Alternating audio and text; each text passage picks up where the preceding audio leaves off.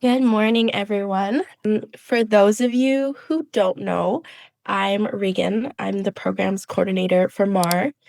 I'm joining this space today as a brown biracial woman with Indo-Fijian, Scottish, Irish, and English descent. And I'm currently a social work student at the University of Victoria, and I see a couple of my social work friends in the Zoom, which is really nice.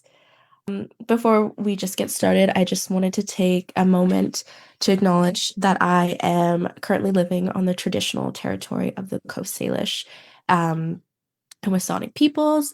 I want to express my deepest gratitude for these lands and recognize the ongoing resilience and resistance of those who have been caring for the land since time immemorial.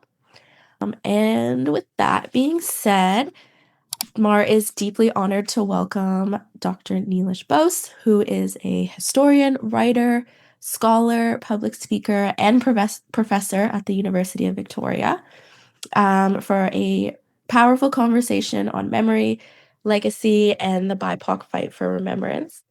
Dr. Bose's contributions to this talk come from his perspectives as a scholar, a concerned member of the public, and as a parent.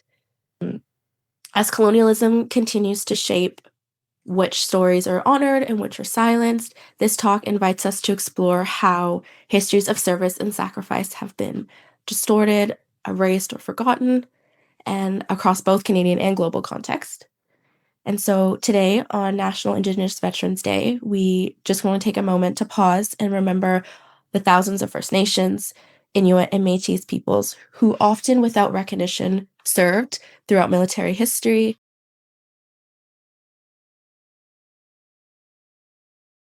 Their stories remind us of the deep injustices embedded in how we remember and who we remember. The conversation is grounded in that same spirit, reclaiming erased narratives, challenging colonial legacies, and reflecting on how remembrance can be a radical anti racist act. Together, we'll explore how this work can shape how we parent, how we teach, and how we can dream a more truthful and just future. And today we get to speak with Dr. Bose. So, welcome, Dr. Bose. Thank you so much for joining today. And just to start off the conversation, would you mind just telling us a little bit about you and the work that you do? Yes, thank you so much for the opening of the event, and I'd like to extend my gratitude to you and the organizers for this event, as well as everybody who has joined us on this beautiful Saturday morning to discuss various issues that are at times quite difficult to face, but also hopefully spaces of transformation and expansion. So about myself, I am a historian of modern history, as was mentioned, and I have been employed here at the University of Victoria as a professor for the last decade.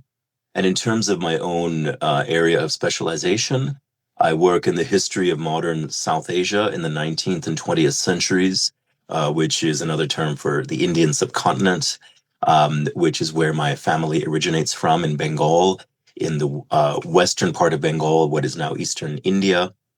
And within those topics, I have interests in the history of colonialism, cultural history, and various turning points in the 20th century, such as the Great War, World War II, and various wars of decolonization within the British Empire.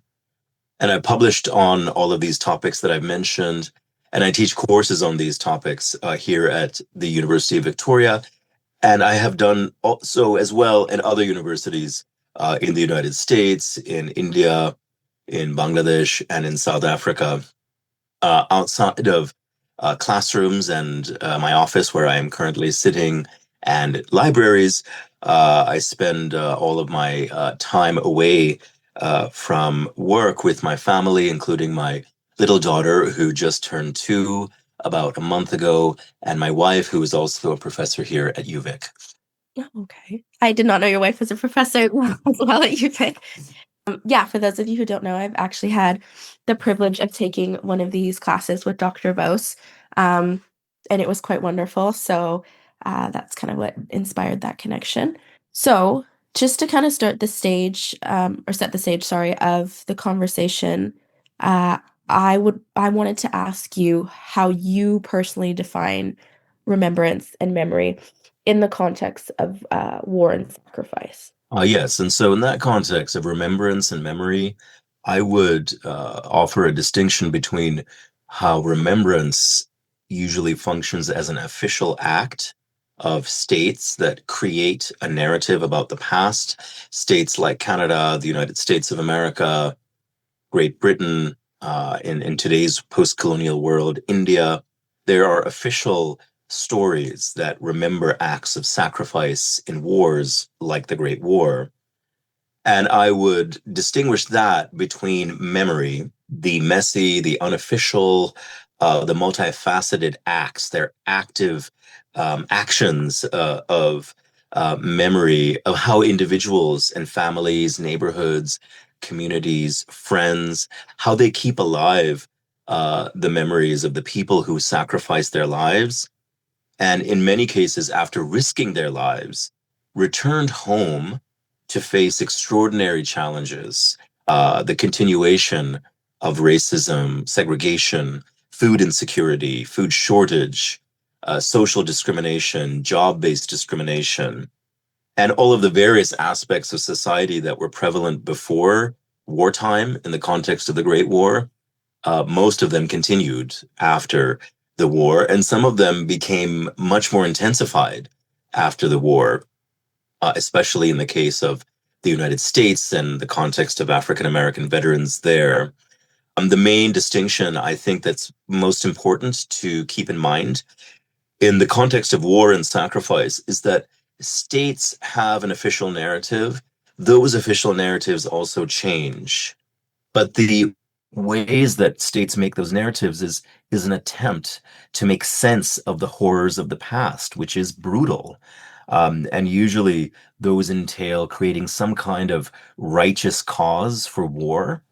And in the context of the Great War, in the British Empire, where I work as a scholar and as a teacher, the British Empire and its allies created such an idea and they slotted this idea into the sense of those who did so for a valid and a righteous reason to remember.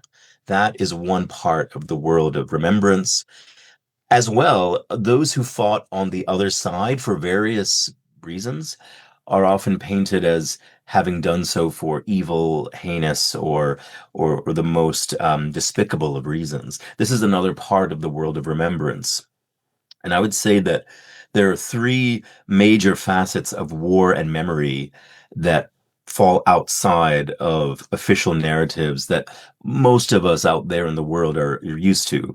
So I'll talk about three that are usually outside the official world of remembrance.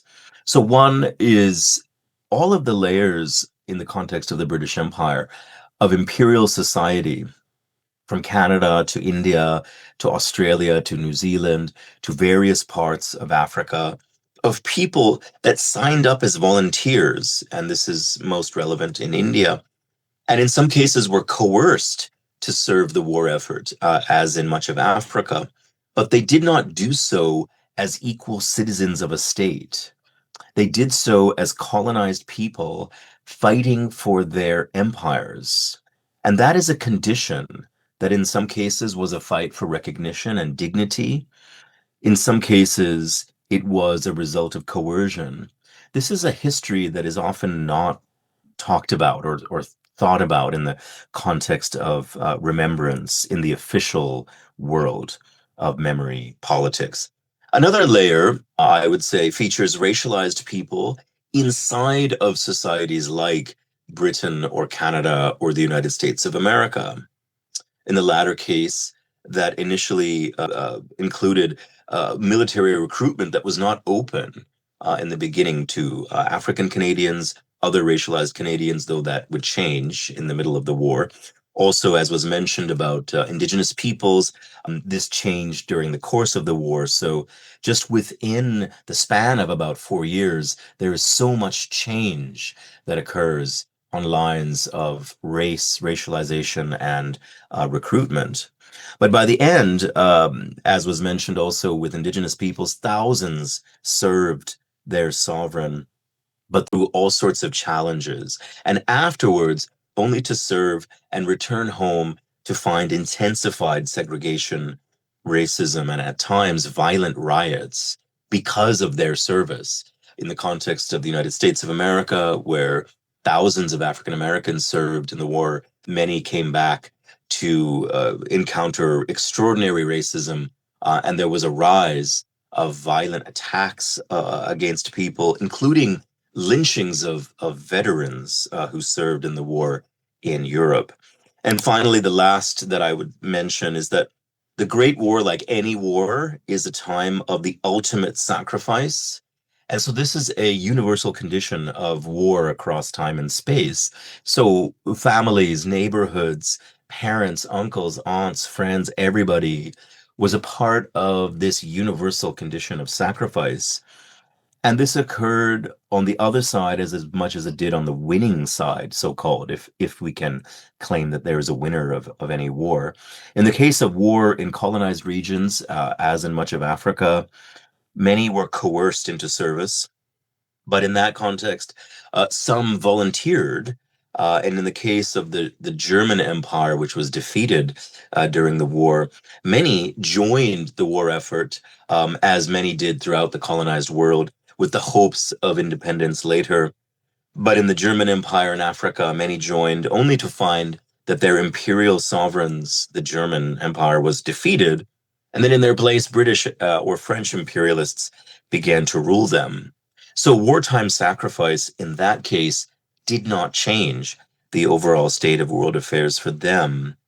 And these are just openings, these are just introductions to a few of the issues that I think are at stake for a discussion of remembrance and memory in the context of the Great War. Thank you. Yeah, a lot of how when we define remembrance and memory has been defined and shaped by colonialism and has shaped how we remember, who we remember, what is remembered, and a lot of what you had mentioned is not included in the narratives um, when we think about remembrance and memory. And so, when most Canadians think about remembrance and Remembrance Day, it's often like poppies and soldiers and, taking those moments of silence and then that's kind of it. And so, with these colonial narratives in mind and how they have shaped, um, remembrance and memory, what do you think we're actually being asked to remember when we talk about remembrance and memory? What is actually being asked to be remembered? Yes, I think continuing on with the idea that people were a part of this war from a whole range of perspectives and positionalities vis-a-vis power and empire.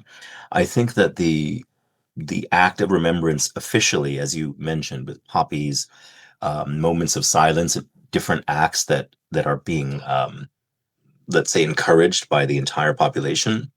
I think we're asked to remember an official story, a story of a righteous victor, a story that includes people on the other side who were villains or who were opponents.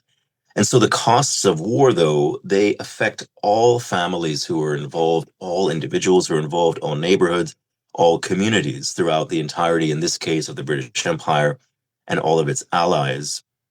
So I think that all sacrifice should be honored and remembered. But what is often not remembered are all of the challenges, all of the barriers that were in place during those moments of sacrifice that give sacrifice a certain kind of flesh and blood. It is not simply sacrifice in the abstract. In societies like Canada, and in the United States, when we think of remembrance in the context of all sorts of groups of people, as I mentioned, African Americans in the United States, also the indigenous peoples who were a part of the war effort there in different forms, and also in Canada, their struggles and their histories and their lives may be remembered in this broad, generalized way, but also those challenges that the societies faced, I think, are sometimes forgotten. So we're often asked to remember the broad sacrifice without those challenges and without those barriers. But as I mentioned earlier, I think memory occurs everywhere. Memory is not something that can be easily disciplined or categorized. It is all around us, and it is everywhere we look. And so everyone remembers in their own ways. But Remembrance Day, as I have laid it out, often includes a righteous victor and a wrong-headed villain. That sometimes doesn't include the histories of those who wanted to serve. In the case of Canada, and in the United States of America, often who were turned away initially because of their race. This is one facet of the history of African Canadians who pushed initially to be included. And in the course of the war, they did, because of the war's particular history and the need for more and more to be recruited. They were included in the middle of recruitment. And in some cases, though, that entire history led to people opposing the war effort, opposing the British Empire. That's another part of the history that I think is left out of the official story of it, that remembrance in the abstract has a difficult way of including. In the case of India, which is a vast history, I'll just say a few words about it now. Given the massive numbers, over 1 million people, about 1.3 million people, were signed up for service during the war. These are soldiers, and over 500,000 non-combatants who were included in the war, who signed up as volunteers. In that latter section, large numbers of medics, porters, sappers, and water carriers, and people who did all sorts of things. And remembrance often does not include them. It is very complicated, but it's integrated in intervening generations nowadays into the landscape of England, into the new post-colonial India. But all of those histories are often difficult to include in the work of remembrance. Thank you. Yeah, I liked what you said about how when we, are what we're actually being asked to remember is a lot of times it's like um like a winner and a loser, or a winner and a victim. Um and that sense of remembrance is kind of just ended there. There's no consideration for like as you said, those who wanted to join who were refused, or those who were uh coerced into joining, and those who had other jobs that weren't just, you know, being in the actual combat. And so, you're not only a scholar, but also a parent. And so these conversations can get really complicated when we're trying to think of what's been erased, and, how we can remember that and bring that back into our practice of remembering.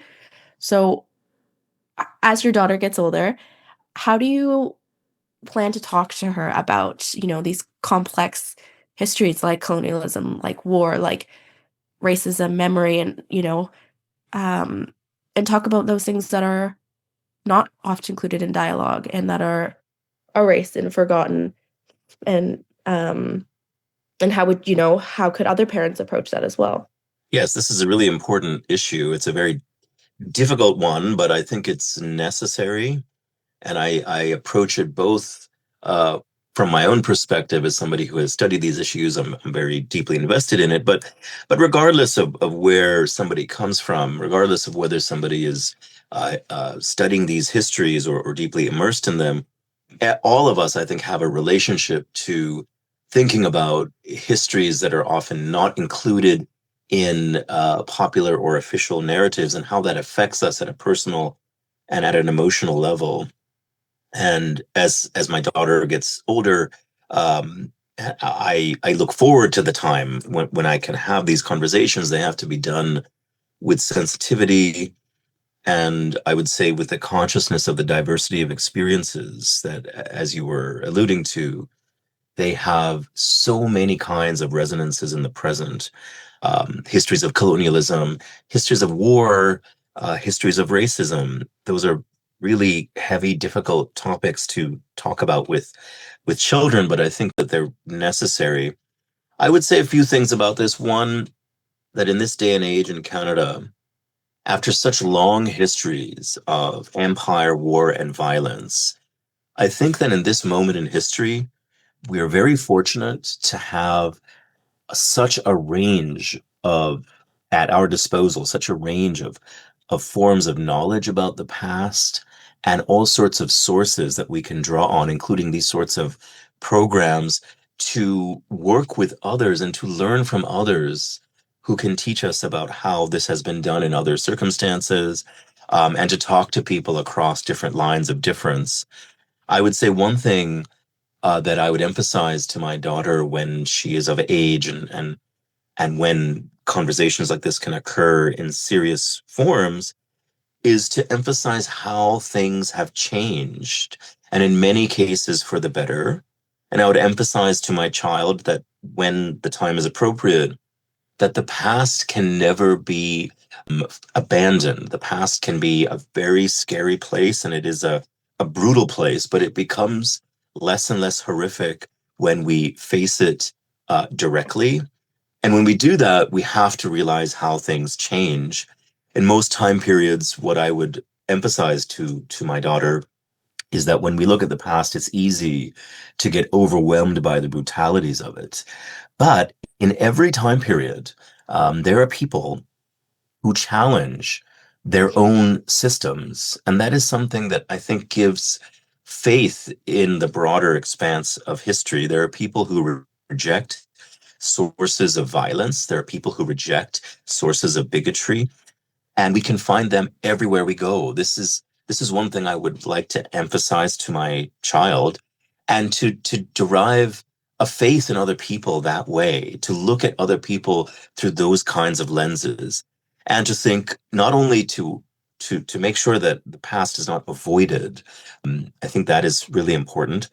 But one way to look at the past is to think about how social norms always change, so that even though we shall never forget the deep history of colonialism and violence and racism, we can never forget those things. But we should also always maintain a faith in each other's humanity, and to know that things can change, people can change, and norms can change. And I think that's what one of the most empowering lessons to give to children. Thank you. I'm just thinking about what you said about having faith in humanity, and it's so easy to give that up, especially when you look at the current political and climate and how things are.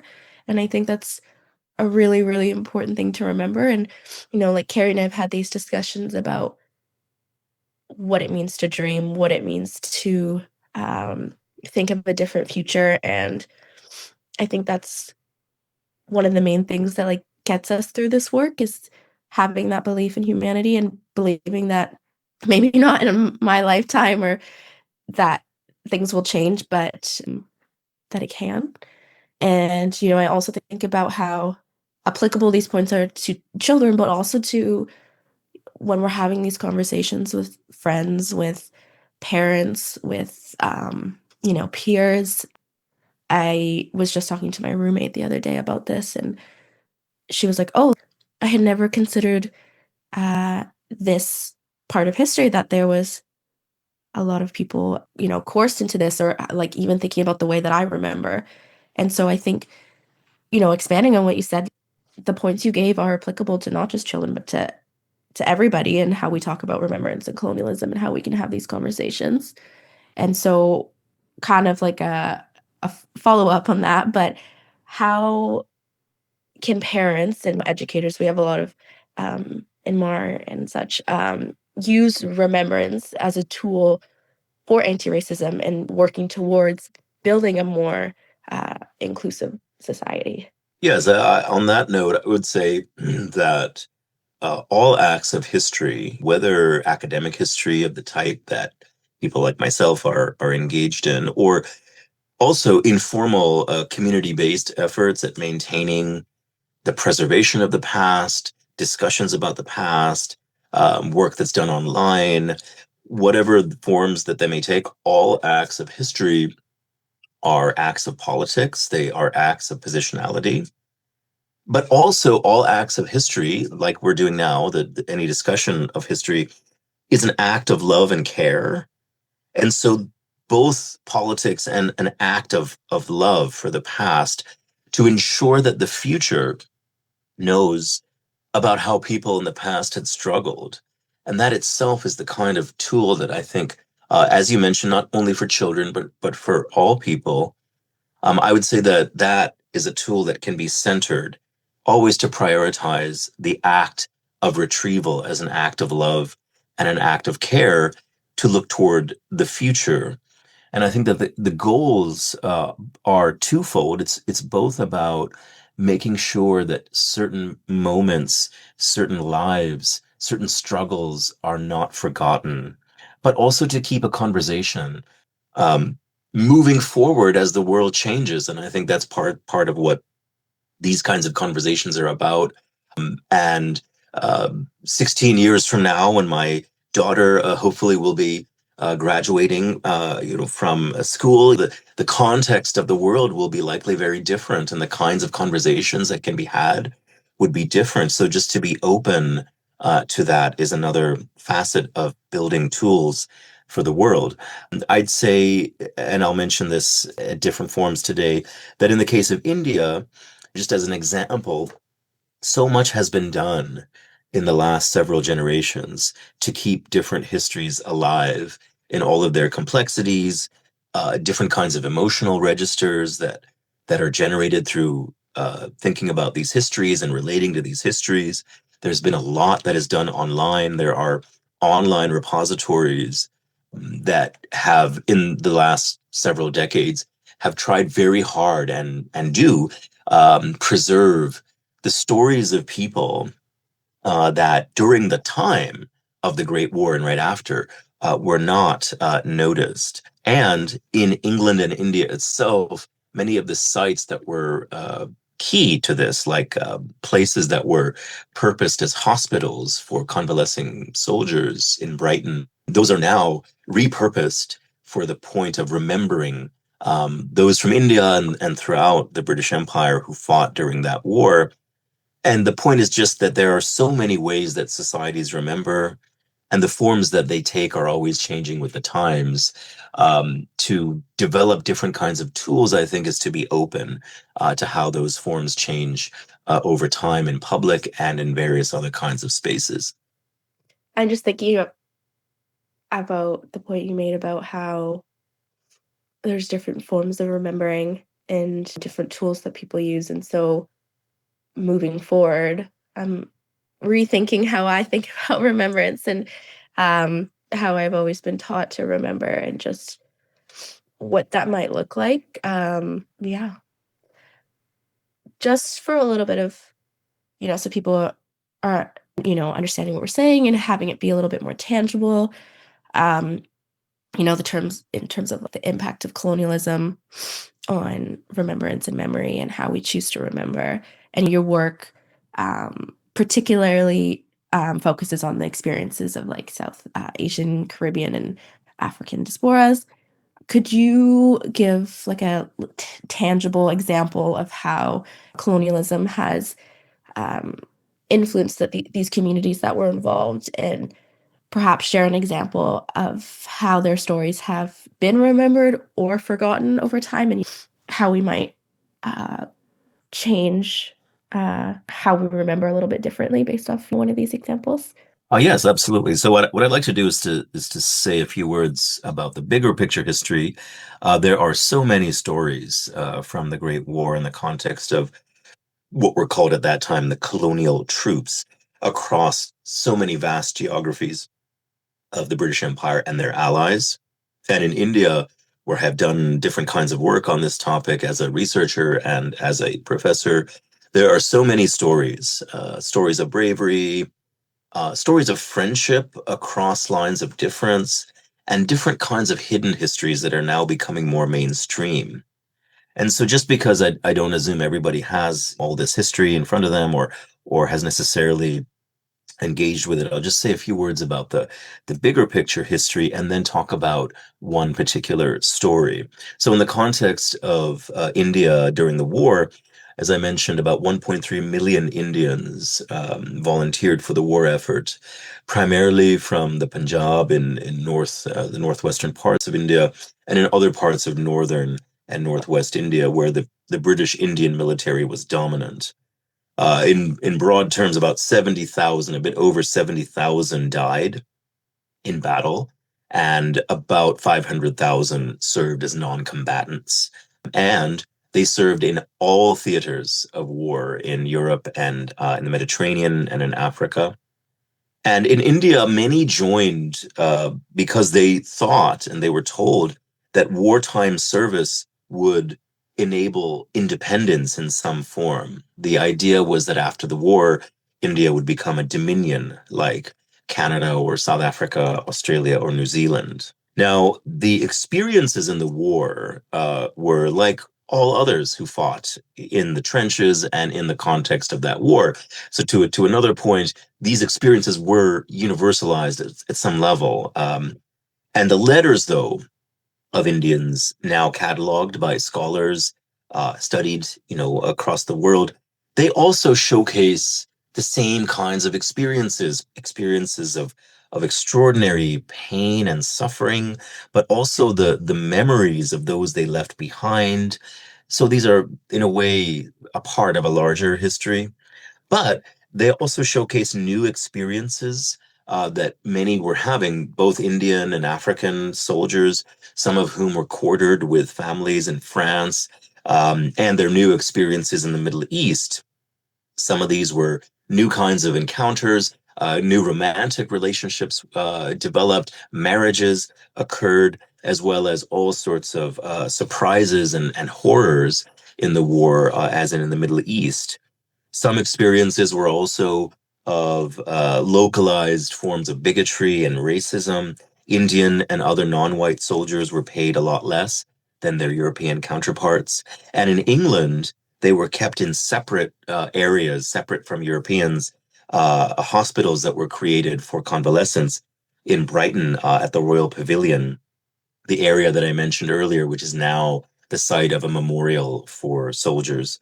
And upon return, many thought they would be getting freedom and at the least dominion status, but instead they experienced this really aggressive intensification of imperial repression and more aggressive racism.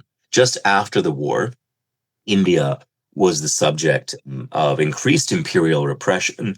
And after the war, the British Empire passed a set of laws called the Rowlatt Acts in an effort to curb seditious activity.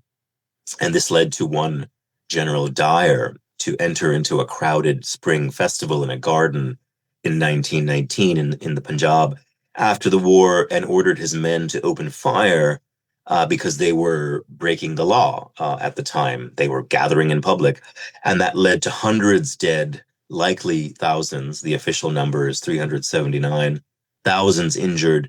And while the world began to recover from war, the whole world was facing all sorts of crises of inflation, influenza, environmental destruction. India saw more political repression. So about stories, there's so many from the Great War that showcase this spectrum of experiences and how the war, changed the world. And I'll say one, it's a story of friendship of a man whose surname was Singh, and another whose surname was Henderson, Mantha Singh from Jalandhar in India. He served in the Battle of Neuve Chapelle in 1915, one of the bloodiest battles of the war.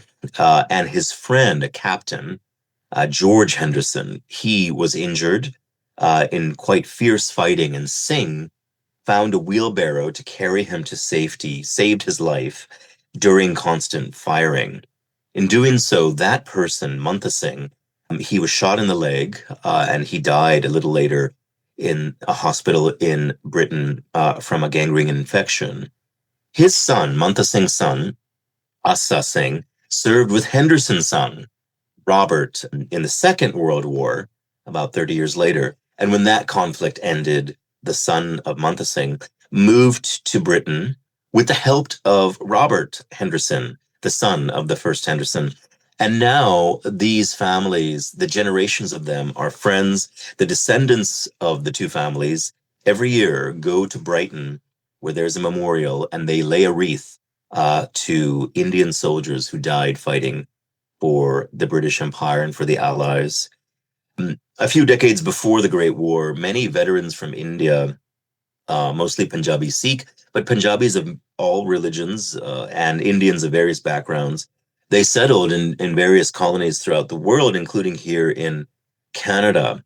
And many Sikhs who had entered Canada had a history of loyalty to the British Empire. Many of them served in the British Indian military to aid them in suppressing the Mutiny Rebellion of 1857-58.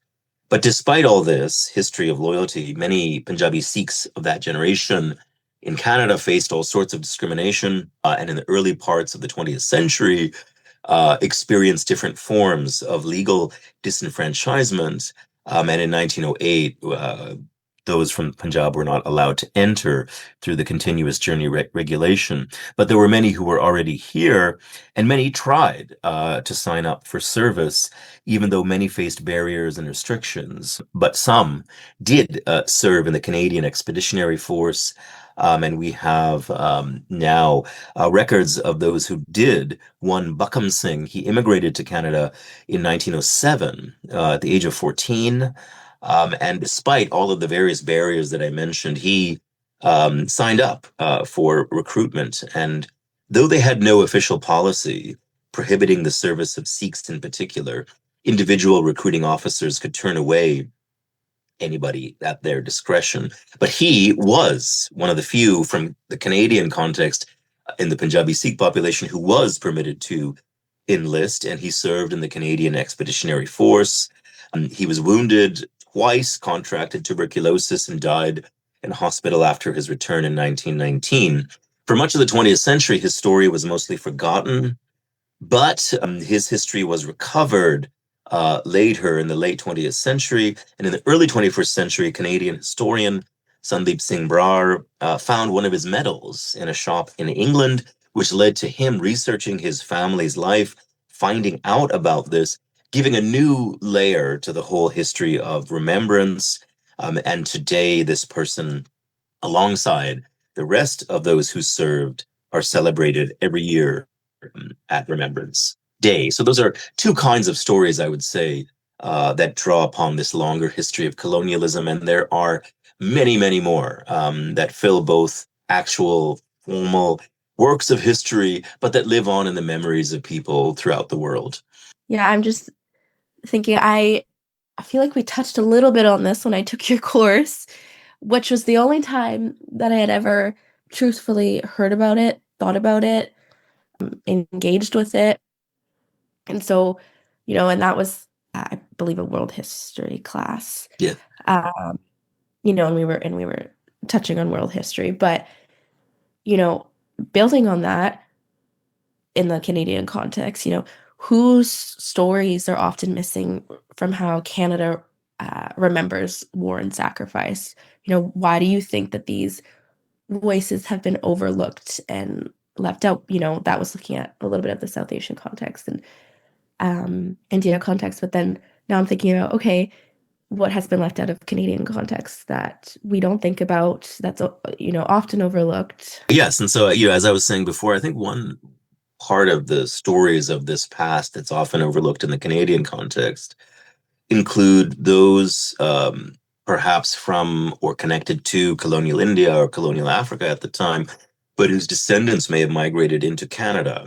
African Canadians, for example, who shared that similar, broader experience of tragedy, of sacrifice, like all who serve in war do, but who may have joined the war effort under very different conditions. In the context of African Canadians, there's a shared experience with African Americans in that many wanted to join the war effort, often were turned away, and wanted to demonstrate how they should be seen as citizens worthy of dignity and recognition like everyone else. And serving in the war would be one way for that to happen. And I think that's one facet of many in the Canadian context that is often overlooked.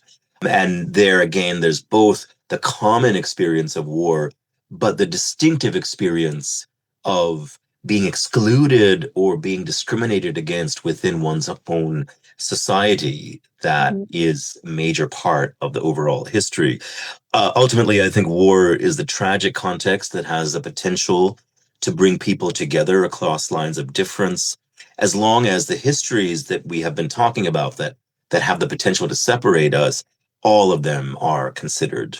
As we get closer to questions, just to wrap it up a little bit, although I could definitely keep talking about this, um, just to end, what's one thing that you hope every Canadian takes a moment to reflect on this Remembrance Day and just to remember a little bit differently? Yes, I would say that at this point in history, as human beings, we are aware of such extraordinary kinds of wars. The Great War, World War II, massive global conflicts, the kinds of sacrifices, the kinds of an irrevocable change that has occurred because of these wars are now known to us as humans. And so I'd say on Remembrance Day, one way to channel the energies that I think are most productive is to think about the wars that are occurring in our time right now. There are so many of them.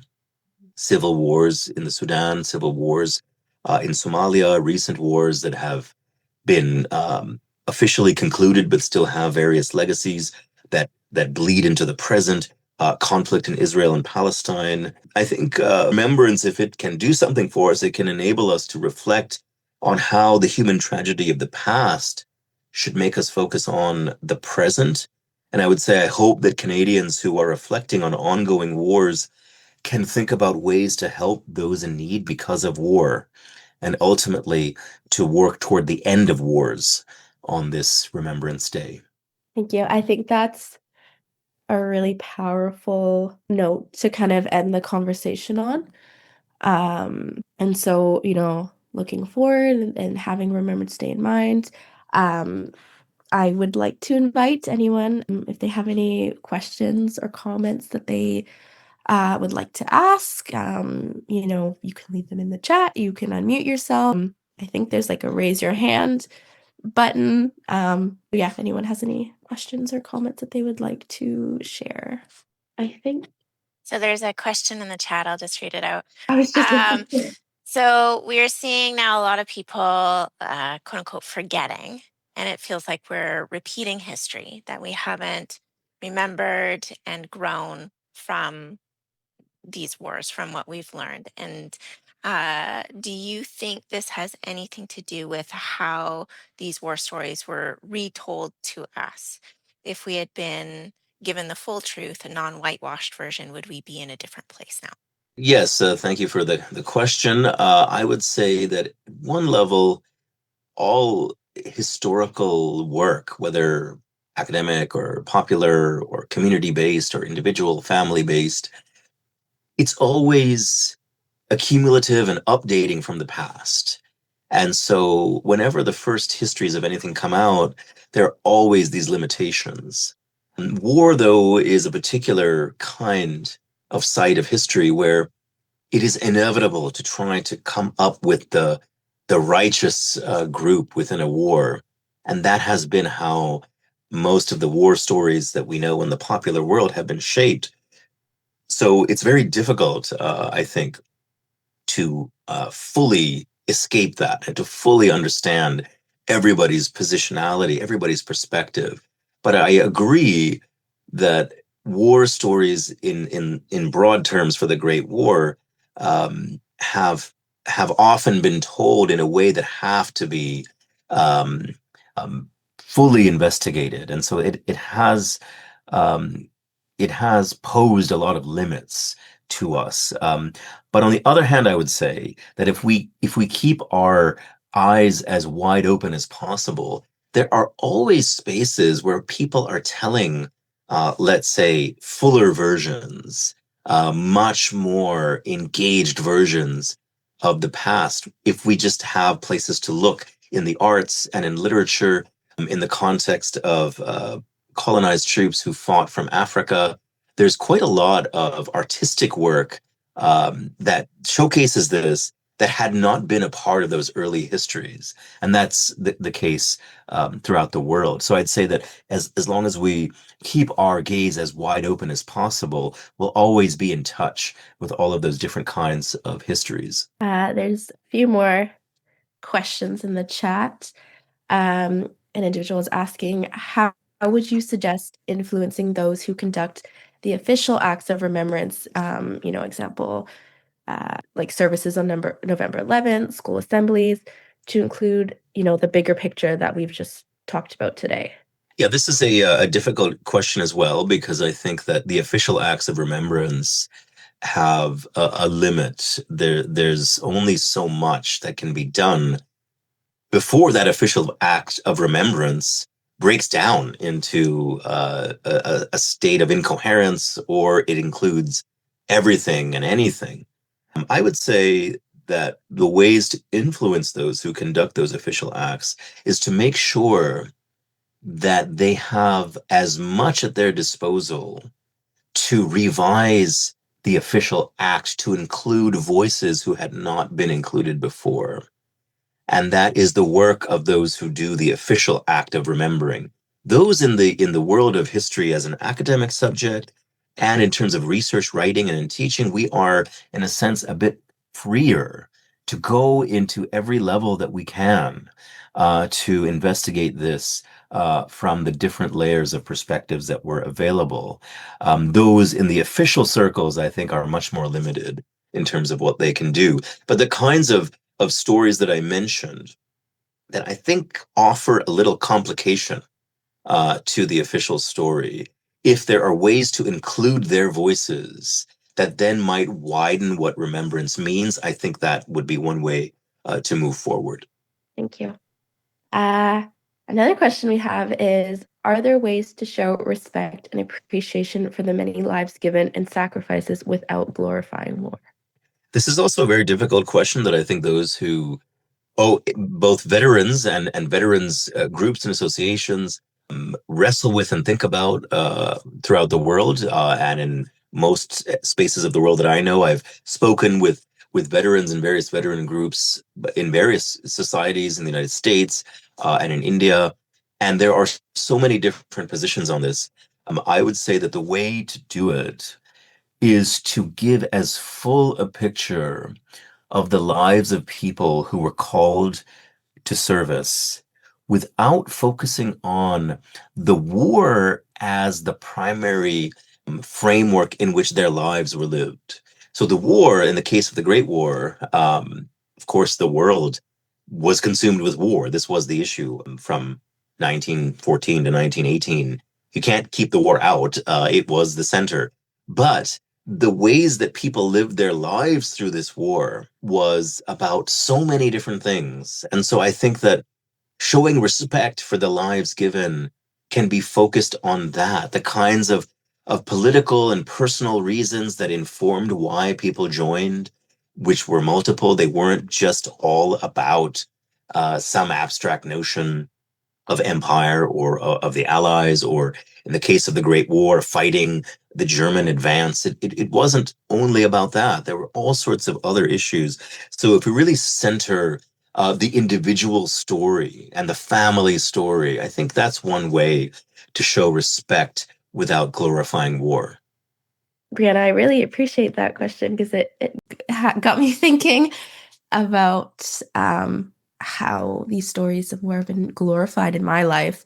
And, on my paternal side, having that English, Irish, and Scottish ancestry, my father being white, war was really glorified, and the role that my papa had in the war, and rather than respect for the individual lives and individual stories, and seeing these people involved as individuals.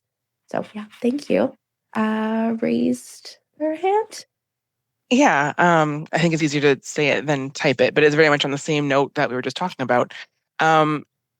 How do people find the individual stories? So I also have family history, so I know those stories.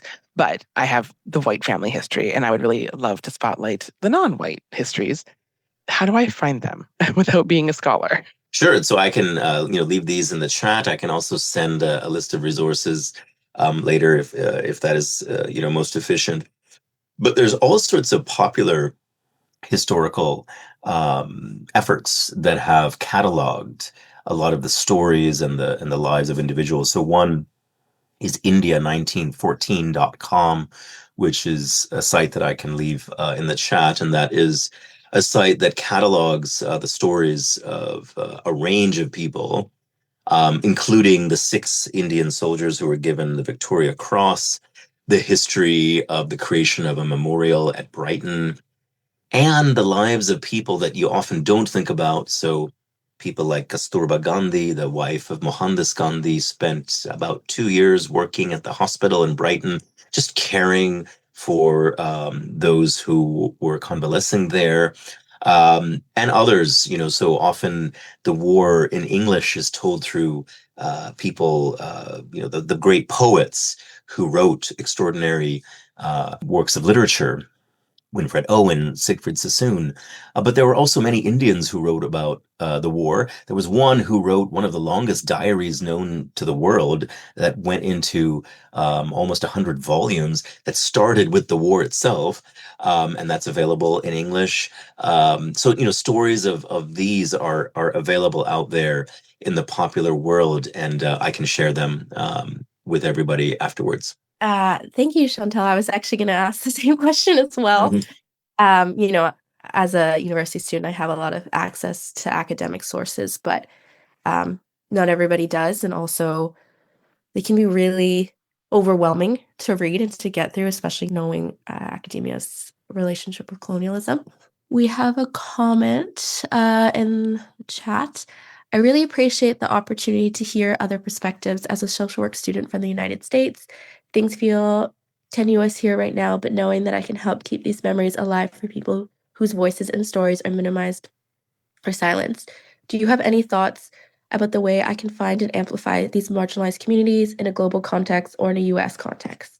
Yes, I think just continuing the kind of work that is done here and centering as a way of thinking about these histories, centering the individuals who experience them from positionalities that were marginalized at the time. So to showcase, let's say, the history of the Great War through various battalions in the United States, for example, in that context, African Americans, by and large, aimed to sign up, started to, and they were refused in the beginning in the spring of 1917.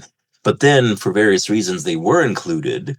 And we have a lot of information, about those moments, thinking about the Great War from their perspective, how the politics of the time were focused on gaining recognition, dignity, and then this had all sorts of effects later when they faced even intensified racism coming back. I think that is one way that if we think about these memories, we should make sure that those individual experiences are not forgotten. And there are ways that if we think about this in the broader context, there are ways that that kind of condition of being a part of a larger system or society in which you are called to serve even though you are not appreciated in that society. This is something that informs the 20th century, that informs many parts of our present in the United States.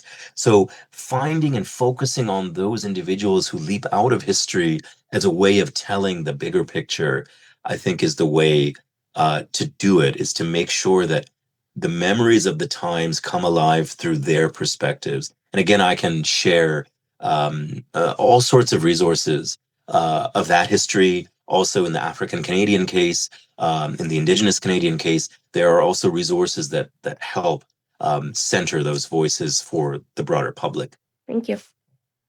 Before we end, I just wanted to ask if anyone has any final thoughts, questions before we close. Just give it a second. I'll just jump in to say thank you for bringing this topic forward and for Mar for arranging this. it's been something that's been on my mind for the last couple of years. I actually also am a graduate from UVic and did a history degree and kind of focused on military history. So it's really awesome hearing these different perspectives, because I know even when I was in school, 20 years ago, it was still a pretty white perspective, either because of what I was seeking out or what was being provided, or probably both. So thank you very much for this opportunity to hear these stories and to think about these things in different ways, so that we can bring it forward into our communities and expand on those stories. And then Danielle says, I appreciate your time and teachings. Thank you. Well, as we wrap up, I just wanted to say thank you to everyone for those kind words and thoughtful questions and reflections. It's been so great to share this time and, hear such meaningful perspectives and, have this dialogue. And so as we close, let's, carry this spirit of remembrance forward, and, not just today, not just Remembrance Day, but always. And just, be intentional about maybe remembering a little bit differently. So thank you, everyone. Thank you, everybody.